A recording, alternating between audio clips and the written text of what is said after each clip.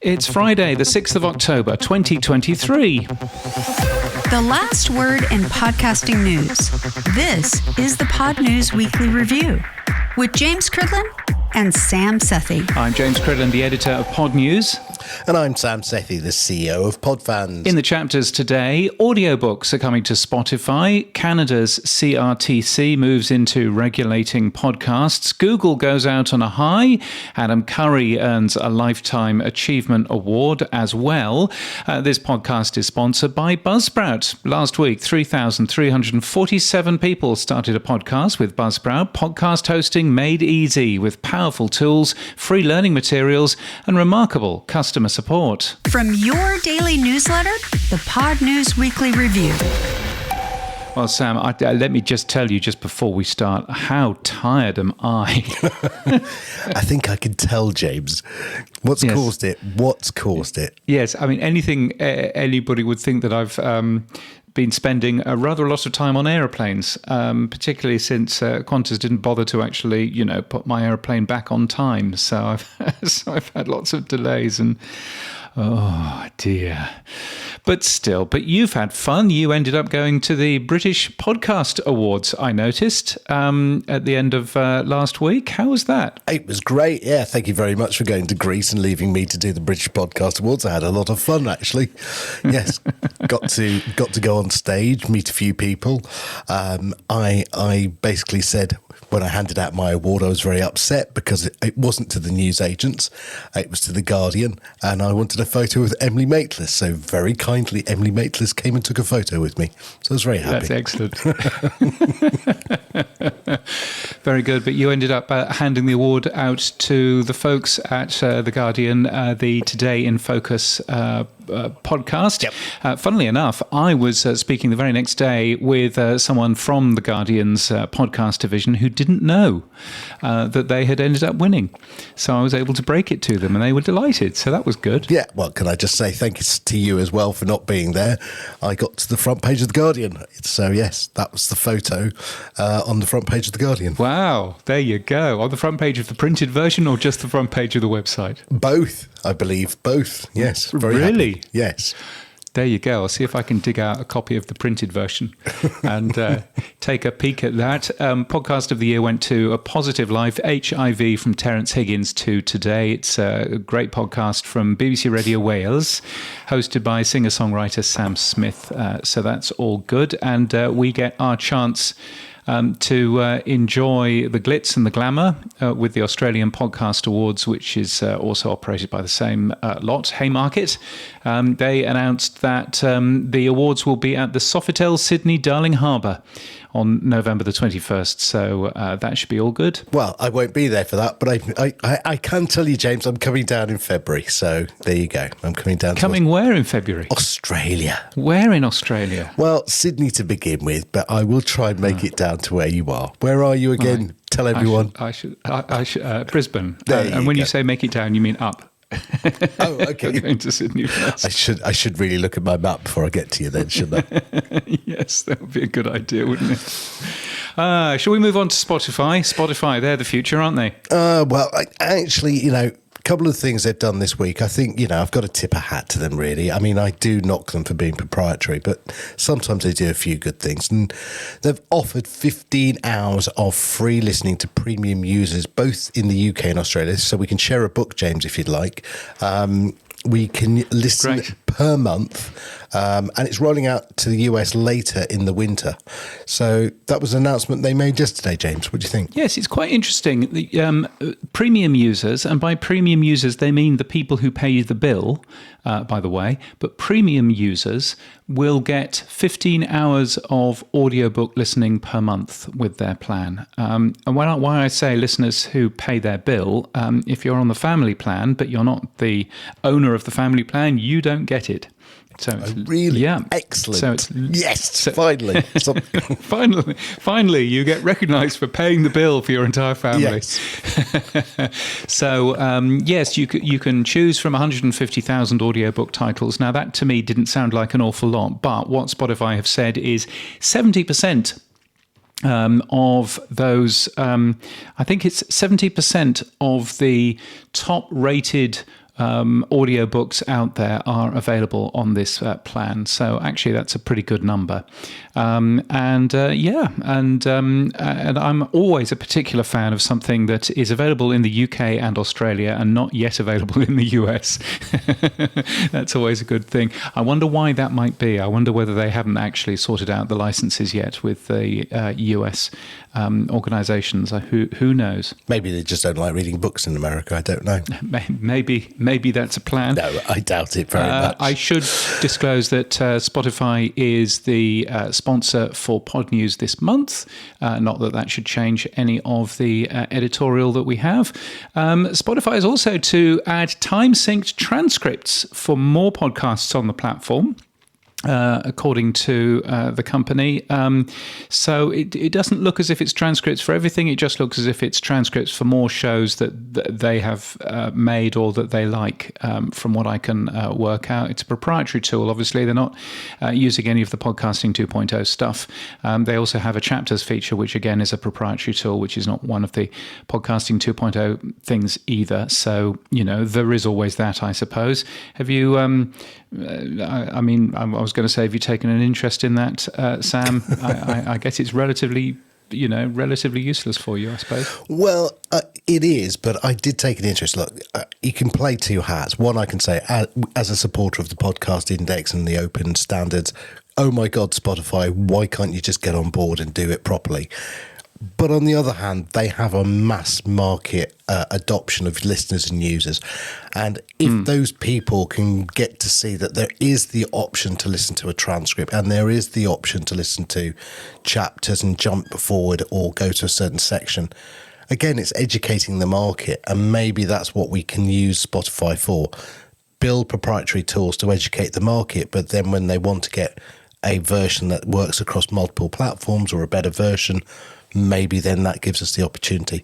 Again, I think I said it on Mark Asquith's podcast.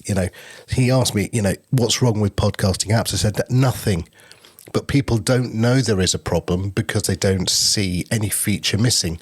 So now adding these features into Spotify, people go, oh, I never knew. Yeah, I always wanted to jump to chapters, or I always wanted to have a transcript as I listened to the podcast. I don't know. I think that there is positives to what they're doing, even if it is proprietary. No, it's an interesting way of thinking about it, certainly. Do you think that they've announced lots of AI voice cloning as well? Do you think that that will drive others into the market there too? I think so. Again, looking at what they've done, they're dipping their toes into this, aren't they? They've done a really good job when you listen to it. It does sound like Stephen Bartlett in a Spanish accent. It doesn't sound like, Faulty Towers. It does sound very good. And I think, again, can they extend that to say maybe you or I? Would the tool actually work if we were doing it in Spanish? Or is it just going to be a studio system that actually takes hours of work to translate so it has that inclination and tone of the actual original speaker?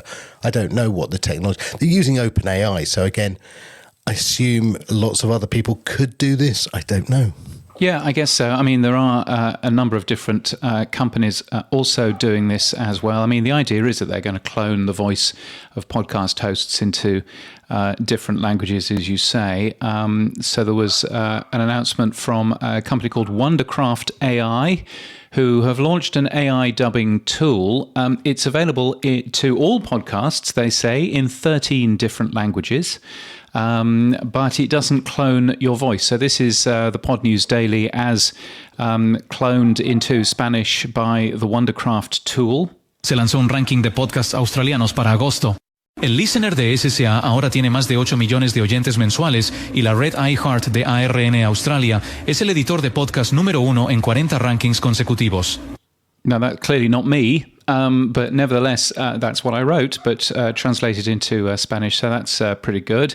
And there's been other companies like this in the past. So Veritone Voice ended up cloning my voice about 2 or so years ago, and that sounded pretty good. It sounded a little bit like this.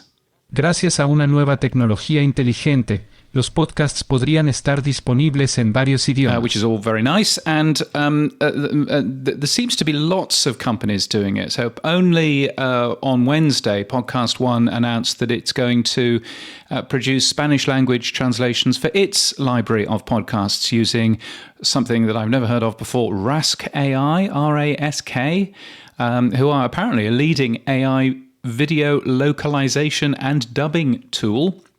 They are translating Bad Bad Thing, which is a true crime show from Barbara Schroeder. So, I guess there's going to be an awful lot of these tools, and it'll be interesting to see which ones work and which ones don't. I can't wait to hear you speak Hindi. I can't wait to hear me speak Hindi. That would be even funnier, but yes. I don't know. I think this is good. I mean, I don't think the number of people who are going to be listening to a translated version is going to be high. But it does open the opportunity for us. I often sit with my wife watching subtitled films, and I go, oh, frustrating. She loves it, I hate it, right? And maybe because I'm double screening and I can't be bothered to listen to the subtitles. That's probably the truth. But I think this is a great way. It opens up content that we probably wouldn't get, that I wouldn't probably listen to because I don't speak many languages or any languages. So again, I think it's great. I don't think many people are going to do it, but it's great. And I'm curious as to why we're not seeing companies using this AI technology to translate stuff into English. And I wonder how much of a second, how much of a second fiddle you feel if the only content is being made for you by AI tools being translated into your language rather than in English. It's a peculiar sort of. It makes it feel as if English is the number one language and everything else should just follow English. And I'm not so sure that I necessarily agree with that. It has been the dominant one in podcasting. America, the UK markets are the biggest two so far. So I guess that's why it leads out on English. Maybe as the markets evolve into other languages, Spanish probably could overtake it. You never know. That's certainly a massive market. Certainly is in music, as we know. So absolutely. Well, it's certainly worthwhile keeping an eye on, as is worthwhile keeping an eye on the Spotify for Podcasters, the artist formerly known as Anchor, which saw an increase in market share by episode, according to Livewire's data for the last month. The data does sort of have this weird thing in there, John Spurlock saying that it has improved accuracy. And I asked, what's the improved accuracy? And he says, well, it's more accurate. Which isn't necessarily answering the question. So I don't really know what the improvements are there. And I'm a little bit sort of dubious about somebody all of a sudden changing the rules. But that's apparently what's happened here. But anyway, Spotify for Podcasters seemingly a really large market share. And what that also means is that there's various changes in terms of the amount of trackers and things like that. So that's one sort of side of that. But Spotify for Podcasters seemingly doing very well. Buzzsprout seeing a drop for both Apple Podcasts and Spotify, though, on their latest global stats page for August. Google Podcasts, of course, posting its best ever download share of 3.5% on the platform, just in time for it to close. Well, of course, it'll be closing next year. Wouldn't it be funny if we could get it up to 10%? It'd be really entertaining. But yes. So I'm not quite sure what's going on there with the Buzzsprout numbers, but it's always interesting to see where people are getting their shows. Who knows? They might be getting them from the new YouTube integrations later on in the year once those are rolled out, I guess. Now, look, moving across the world a little bit, Canada. Now, the country, I thought they were really... I always called Canadians just the nice Americans, really. That's how I always look at them. But they are very draconian in the way that they deal with media, James. They seem to be doing this with podcasting now. What's going on? Yeah, they are. The CRTC, which is the Canadian equivalent of Ofcom or the FCC, it's the media regulator, and they are, well... it's not quite clear what they're doing. They're moving into regulation of podcasts in some way, shape, or form. So the new rules are there to ensure online streaming services make meaningful contributions to Canadian and Indigenous content. They're requiring that all online services with more than $10 million Canadian in revenue that operate in Canada and that offer podcasts should register with the government. And one presumes that it's registered with the government so that the government can tell them what they should be focusing and featuring on. I asked the CRTC who is supposed to register. Am I supposed to register, or what's your definition of online streaming service? And they have come back to me and they've said that it's online services that operate in Canada and offer podcasts such as Apple and Spotify. Which is interesting because Apple don't make podcasts of their own. Spotify do. So is this a conversation around content, or is this a conversation around the platforms? Still don't really know. What they have, though, said is the CRTC will not censor content Canadians listen to and watch online. You'll be able to continue to listen to and watch the content of your choice. The goal is to better support Canadian and Indigenous content and ensure it is available on radio, TV, and online streaming services. So yes, not quite sure what's going on there. The one thing that I would say is, given my experience with the Canadian radio industry, the CRTC is the worst thing to happen to the radio industry in Canada. It's stuck in 1976 when it first started, and I think it's just a bad thing for Canadians if the CRTC is wading into trying to regulate podcasts. They're not rising all ships by doing this. They're basically draining the harbour, from my point of view. So I don't think it's a good thing. But still, there you go. Yeah, it feels like somebody's gone, we've got to get more content from Canada in. Right, we're going to regulate, and put quotas. Yes, We'll see. I had a nice email from a nice Canadian saying, I don't think you understand how small our country is and how, in terms of population, and how big our country is in terms of land mass, and how complicated it is to cover our entire country. And I said, hello from Australia. Yes, I do. I know exactly what it's like.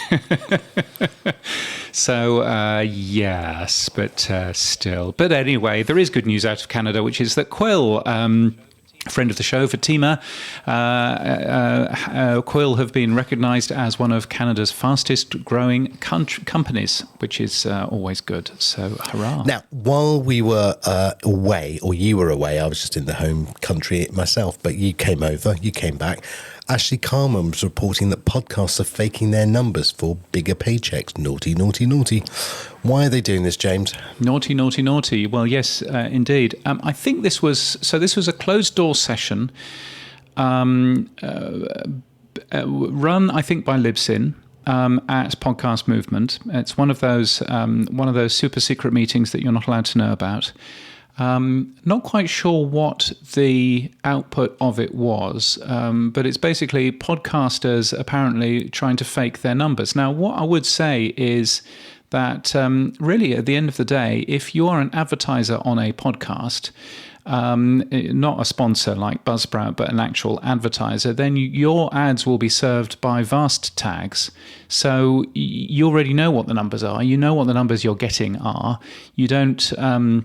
a podcaster can turn around and say, I had 200 million downloads, and you can point out, no, you only had 1 million, because my ad is served on my own thing. So I don't really understand what's in it for podcasters to fake their numbers, because, as I say, in most cases, it's going to be DAI driven. It's going to be done through this vast tag, and it won't be an issue. But clearly, there are people who are trying to pretend that they're doing bigger numbers than they currently are. That OP3 is a good answer to that. If you want to trust the numbers that you're getting from a podcaster, then ask them to register with OP3. Make sure that we can all see those numbers, because that's the only way of keeping this particular industry honest, I would have thought. So why those numbers aren't published, I don't know. The other sort of side of it is that if Libsyn wanted to, Libsyn could have open published pages for their shows if they wanted to, that would automatically be available to everybody.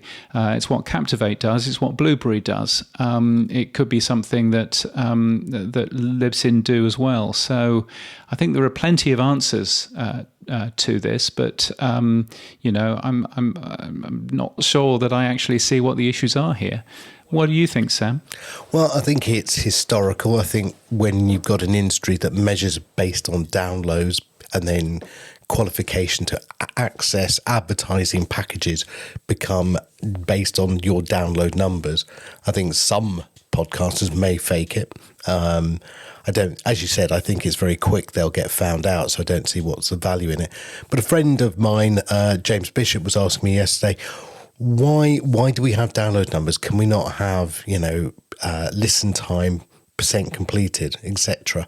What Bumper's been pushing forward, a metric of attention, when streaming is probably a better way of doing it, where, again, all hosts must have this data. They must know when a podcast is served and played and how long. So I don't know why they don't publish this data. Well, podcast hosts don't know how long someone listens. The only thing that they know is from a download number, how many are downloaded. But we do know how long people listen in apps like Apple and Spotify, and those aren't all of the platforms.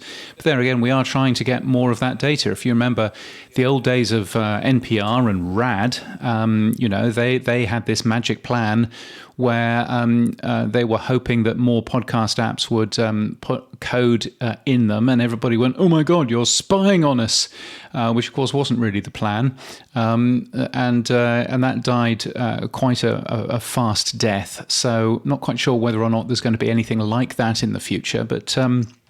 I would be far more interested in seeing total time spent listened rather than just raw reach numbers. I don't think that those are particularly helpful anymore. So, it'd be interesting to end up here. But I think the narrative from this story and from others is that podcast stats are bad. And I don't think that that's a fair narrative. I think that the stats that we have from podcasting is pretty good. It's not the fault of RSS. It's the fault of the fact that it's an open ecosystem that anybody can make a podcast app, out there. And I don't think that that's necessarily an issue. So, I'm just sort of a little bit wary of stories which are basically trying to get over the narrative that nobody knows what people are listening to on their podcasts. I don't necessarily buy into that, to be honest. Moving on, Adam Bowie, friend of the show, has written a long, data-rich look into the future for podcasts using YouTube. What was he saying, James? Oh, he's saying loads of things. So Adam is I don't think he likes it when I call him a radio research veteran.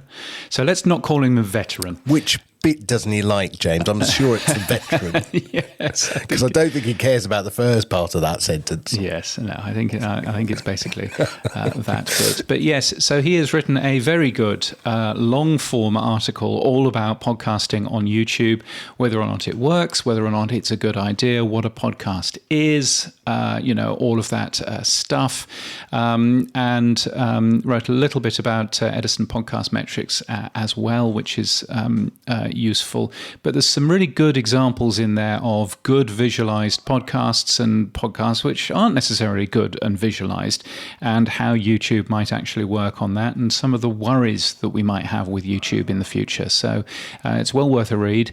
You can find it linked from the Pod News website, of course.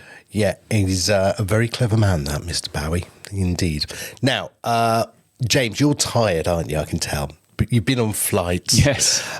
That's mainly because you came to London. What were you doing in London, James? Well, I mean, obviously, I came to London for Pod News Live, which was a great success. Lots of really positive comments from all of the people that went. So thank you to you if you went. And yes, it was a good event, I thought. You laid on a very excellent venue in Soho House in London West 12, which was, yes, it was all very good. Well, I'd like to say, because I missed the opportunity, I'd like to say we did a very good job, James, because, you are part of the same crew. So, yes, hats off to you as well, sir. So I enjoyed the day. And I think the pace of the day went really well. I mean, based on feedback, everyone said that they took a lot away from the day. So, yeah, all we can say is that, it was a great event, but we won't be doing any more. But yes. Thank you very much. Yes, not doing any more of those. Wow, gosh.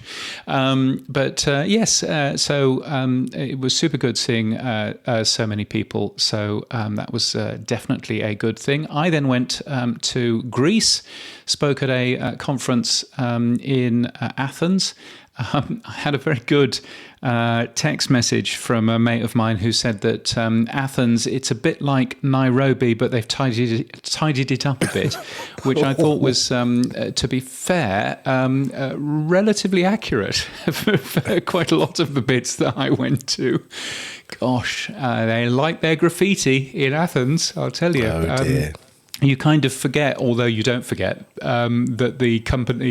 that the country has gone bust quite a few times over the last 30 years or so. It's definitely a place. But the event was very, very comfortable. It was a very good event. One of these events that was being held in a disused and frankly quite derelict factory in the middle of one of the industrial areas of Athens, and it was all journalists very eagerly talking about how important journalism is. So it was a good thing, and very, very hot, very, very humid. So yeah. Well, at least you're warm, James, and you're used to it. We're freezing already in the UK. That's all I can say. And it's not even it is October, yes, I suppose, and it's already quite warm here. So there's a thing. Talking about Australia, let's go around the world. And the Australian Podcast Awards sharing the current top 20 for the listeners' choice vote. There's still time to vote for your favourite. Who's in that top 20?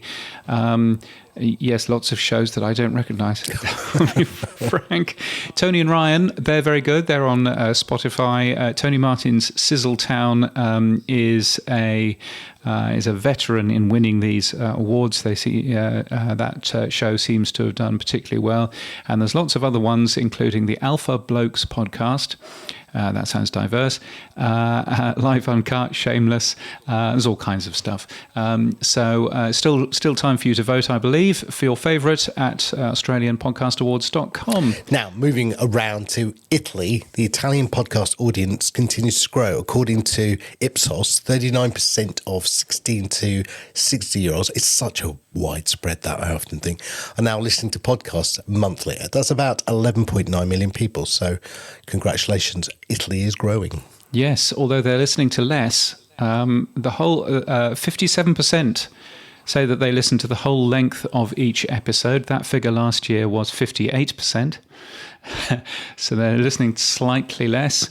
Mostly listening at home, mostly listening on mobile phones. No surprise there. 78% say that they can recall podcast advertising that they have heard. No surprise there. And 79% are multitasking. They're doing other things while they listen. So no real surprise there either. They interviewed 2,300 people. It's always nice to see data from Italy. And going over to Nigeria, a survey into podcast listening suggests that 35% of Nigerians listen to podcasts multiple times a week. But actually, Spotify put out some more interesting figures. They said in Nigeria, it's increasing by 222% in listenership between 2021 and 2022. Yes, some very interesting data from Spotify, and I think Spotify released a ton of data for much of Africa, much of different African countries. They didn't release any of it to me, but they have been filling the press with that. So definitely worthwhile having a peek at. Listeners tune in the most between 7 and 9 in the morning in Nigeria, possibly because they're commuting to work, perhaps. Who knows? And Gen Z listeners aged 18 to 24 account for 50% of the total streams over the last 3 months. They're talking about streams, of course, because that's how Spotify works. So, yes, data from Spotify, from Africa, always good. Yeah, they covered Japan, Brazil, India, and a few other countries as well. So the overall theme, though, of that report, unsurprisingly, was that the numbers are increasing dramatically for the amount of listeners. Well, which is a good thing. People News, let's take a look at that. Ruth Fitzsimons, she is a blast from the past. She used to be very senior at Audio Boom. Then she went to be managing director of Podfront UK, which was Stitcher and Wondery working together in the UK. Now, after a little gap, she is working at VoiceWorks. It's been announced as head of international. So VoiceWorks and Sports Social Podcast Network is a big podcaster in Salford, in Manchester, and backed by Communicorp. Very good, large company. So good to see Ruth starting to work there. There's a couple of other hires at VoiceWorks as well. Zach Levitt has joined Ballon Studios as head of production. He used to work at Cadence 13.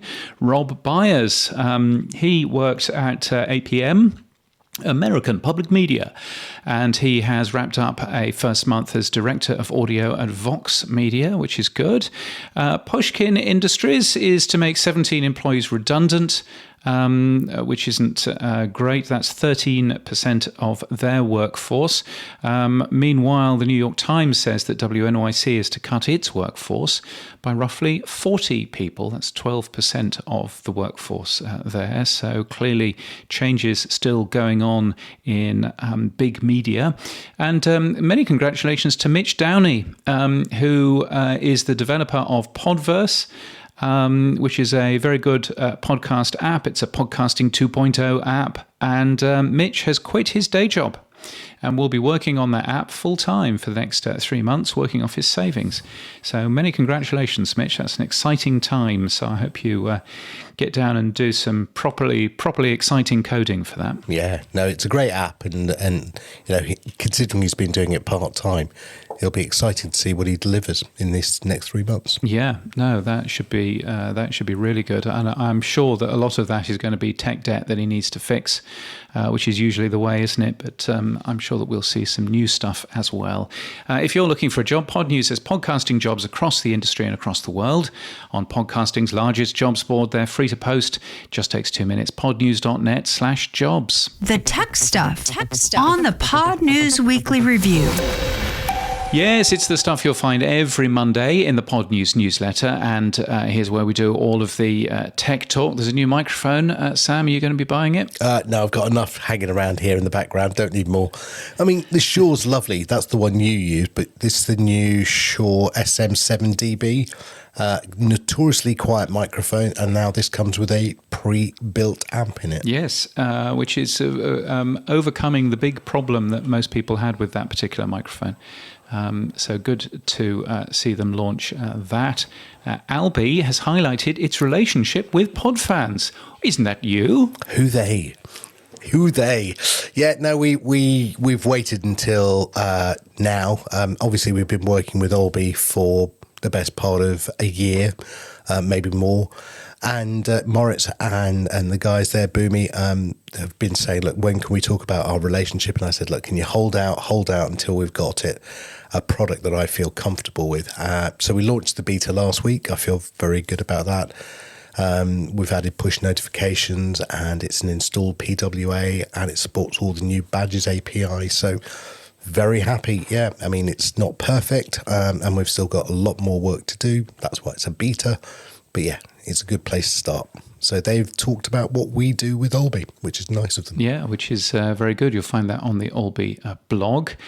And news about things growing, basically. The open transcript standard in RSS is now being used by 963,000 episodes, so nearly hitting 1 million, which is nice to end up seeing. Although, actually, those stats don't appear very high in terms of podcasts using it.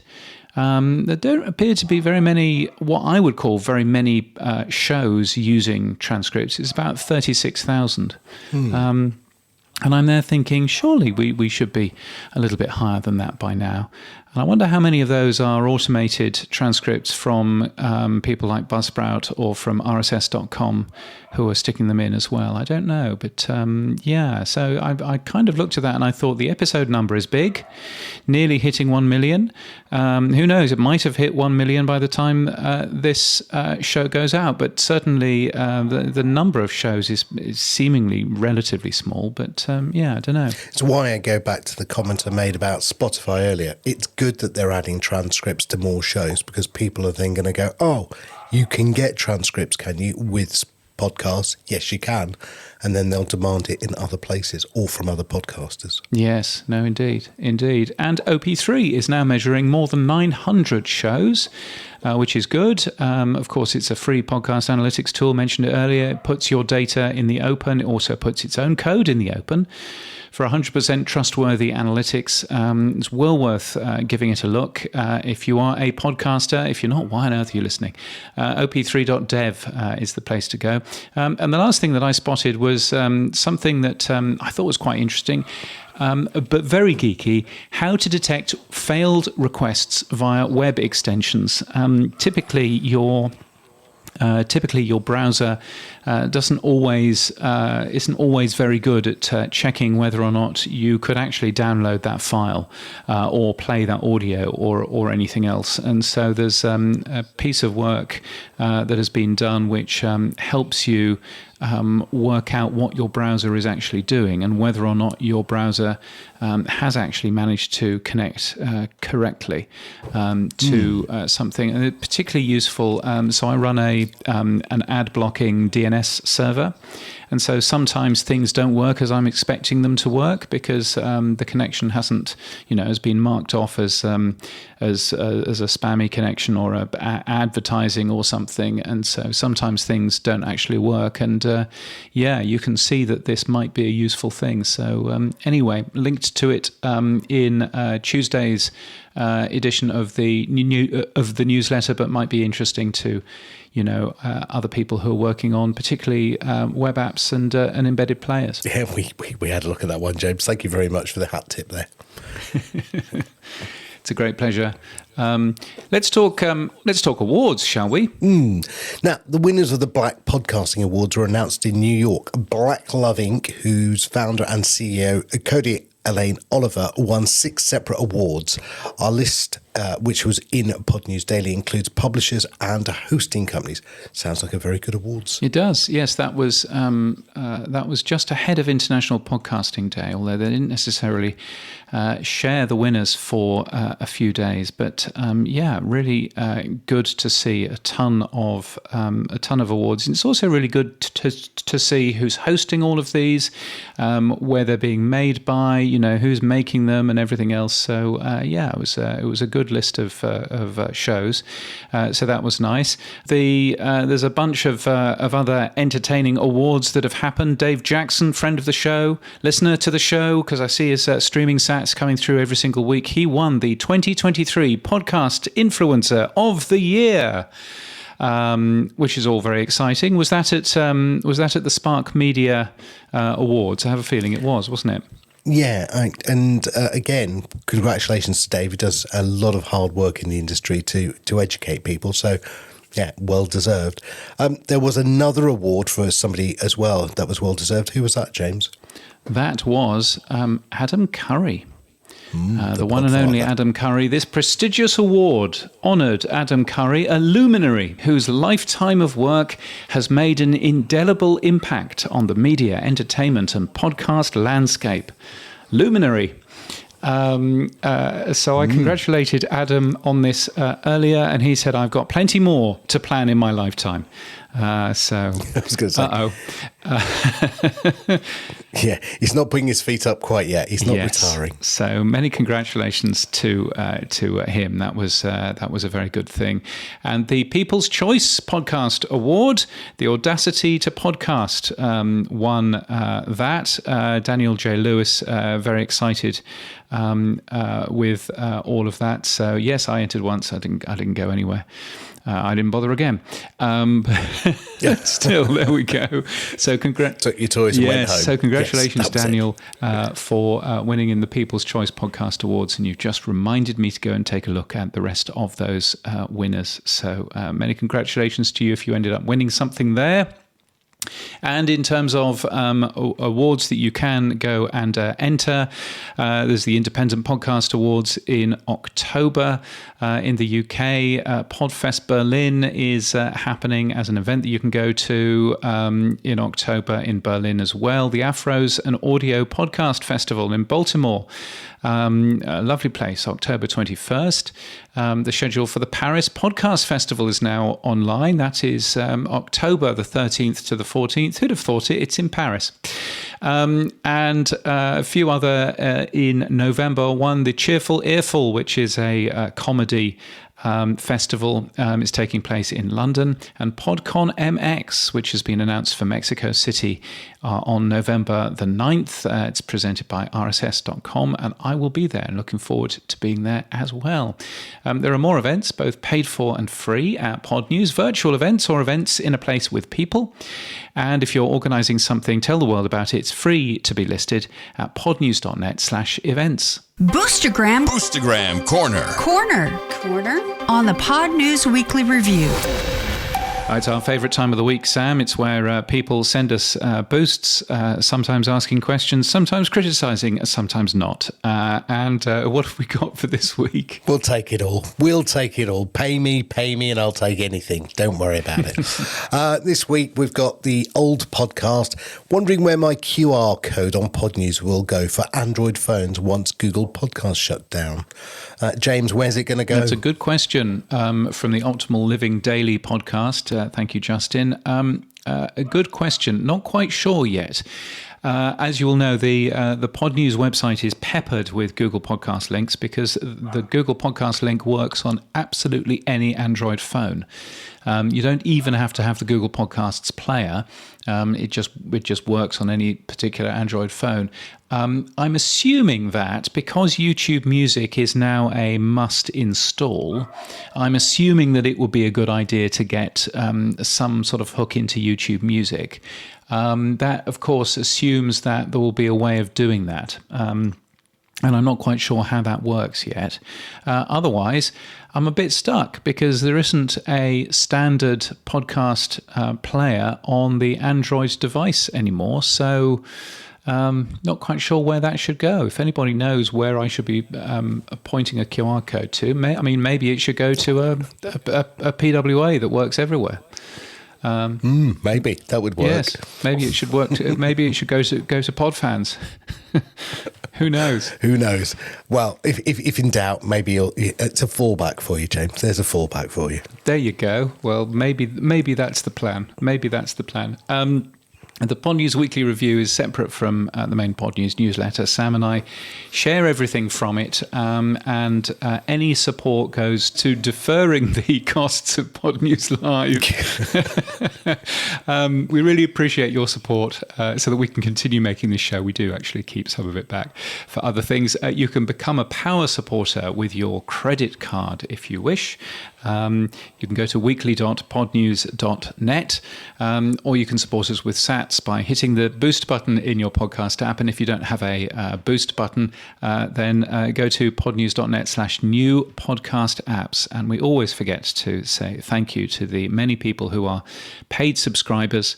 So thank you to Dan Lopez, to Dave Jones, to Matt Medeiros, Marshall Brown, Cameron Moll, and Kevin Finn for your kind support for the last 8 months, most of you. So thank you so much. Indeed. Now, what's happened for you this week, Sam? Well, apart from flouncing around the British Podcast Awards, which I did, I tell you what's really weird, James, right? Talk about imposter syndrome. There was all these famous people going up on stage, and then there was me to hand out one award, which was very funny.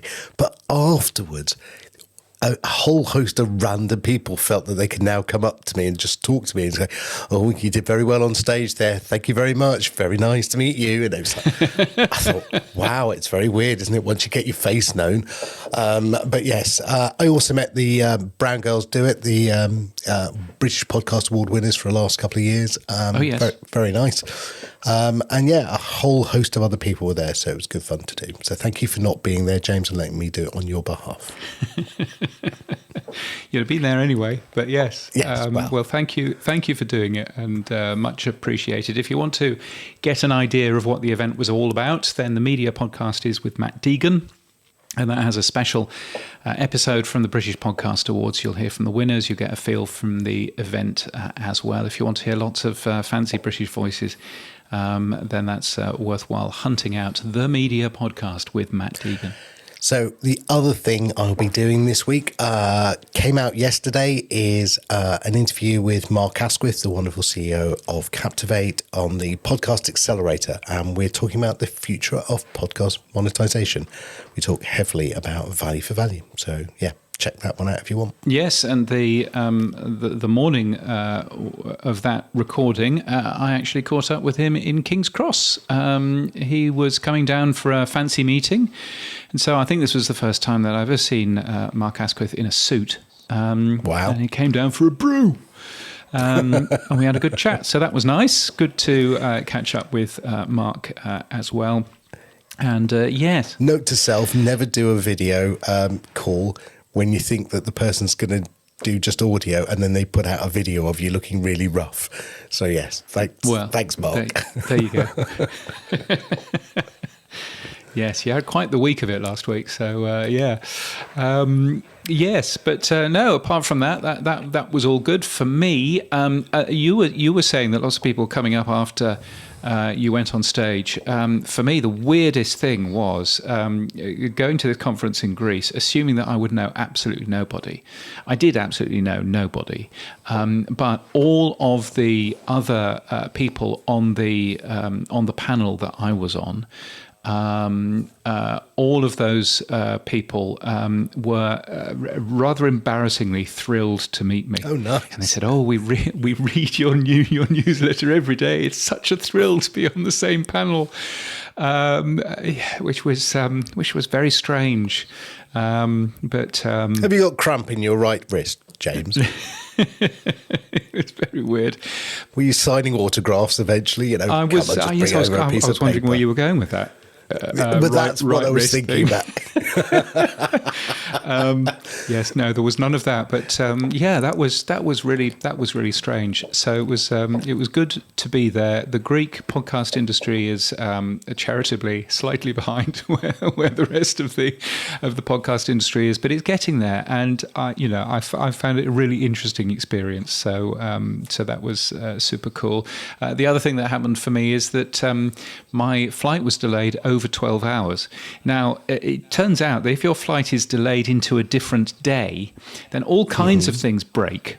One of the things that breaks is the fact that there's then two flights with the same flight number in the same day, and so they end up. Right. And so I wasn't flying QF2 home; I was flying QF2D. Because they end up having to change the flight number. And so therefore, TripIt says, your flight's been cancelled. And I'm there going, no, it hasn't. It's just got a new number. So that was a little bit bizarre. But I ended up being paid by the airline to find a hotel for the night. They would cover the cost of my meal. And so I had fish and chips in a pub. It was lovely. Oh, nice. Yes, thank you, Qantas, for that. And what the airline didn't tell me is the EU rules, which still apply in the UK, saying that if your plane is delayed more than 4 hours, then it's payday, and you get, I think you get something like €700. in cash. So that's nice. So I sent off my claim for that. So, funnily, why they wouldn't tell you the EU law there? Can't think why that might be. But yes. So anyway, I ended up with an awful lot of flying and an awful lot of flying. I had to fly through Sydney, which is the most dreadful, horrible old airport. So still there you go. I look forward to seeing it. Yes, I look forward to seeing it. Yes. Oh well. Yes, you will. You will. But you won't. You won't have to. Yes. Oh. Anyway. One note before you go. One last weird story. Yes. Zach Khan sent me an email. He of Apple fame. Just simply, hey Sam, can you get on a call? It was the day before the podcast, or it was the day of the podcast awards, and I thought 3:30 in the afternoon, no problem. I just assumed it was one of these, Apple sent it out to everybody. Oh no, one important. Thank you very much. And I thought I'll just sit on the train going into London, put it on mute, and I'll just watch what they have to say. So there I am, train into London. Up comes Ben Cave. Hi Ben. Hi Zach. And there's literally just me and one other PR person, one other person. Yes. I'm thinking, oh shit. Right, this is not the way that I wanted to say hello to Ben Kay, first and foremost. And B, I just thought I could blend in the background, but I couldn't. Yes, so they were doing that. They were doing that fancy presentation just for you, weren't they? Well, I don't think it was just for me. I think there was a lot of other fancy presentations, but I was in a 1.5 hour slot just for me. And I was like, please, mobile phone, hold on, because I was using my mobile phone to get this signal. It was crazy. Anyway, long story short, they mentioned 2 people in their new subscription that Apple have. And one was Jay Shetty and the other one was Michael Acton-Smith, who from Calm. So I said, look, hey, I know both these guys. I've known them 20 plus years, and that was great. And then I got their PR people pinged them. No, we can't do it. We're busy. Because I tried to get them onto this show. No, can't do it. Blah, blah, blah. We're too busy. I went, Jesus, I remember you two when you were scrubbling around and wanting a favour when I was at TechCrunch. So I rung him up and I'm going to do it directly. I rung one. He said, oh, I'm sorry. I'll come on now. Sorry about that. So I'm like, on your way up, chaps, you might remember, because on your way down, you'll need a few other people. So just bear in mind. Wowzers. There you go. Well, that'll be fun. Well, looking forward to that whenever that happens. Exactly, whenever that happens. We'll try and get it next week before the story is no longer valid, but there you go. Yeah, well, looking forward to that. Yes, those Apple things are very weird. I had one about a month or so ago, and it was, and again, it was me and Nick Qua watching them go through the presentation, and they were really, really good at it, because this was 5:30 local time, and so they must have done the presentations all day. Right. Yes, and it was somebody technical showing off the analytics, and then it was that weird company who they've partnered up with for links and all that kind of stuff, and PR was on the call, and Ben Cave was on the call, and various other people were on the call.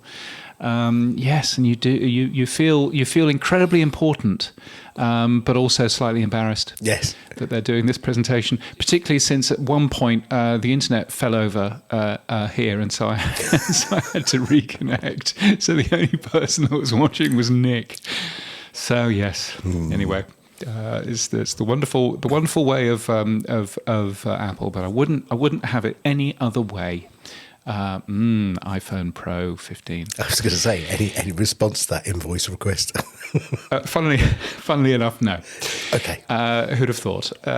Anyway, yes. In fact, yes. I was going to go off onto macOS Sonoma. Don't do it, James. Don't do it. No, let's not do that. I know that Apple have closed down their Twitter support, but this is not the way to get support now.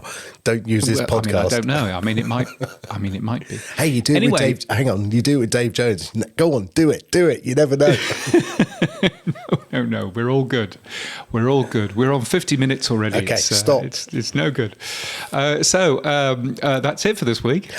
You can give feedback to James and I by sending us a boostergram. If your podcast app doesn't support Boost, then grab a new app from podnews.net/new podcast apps.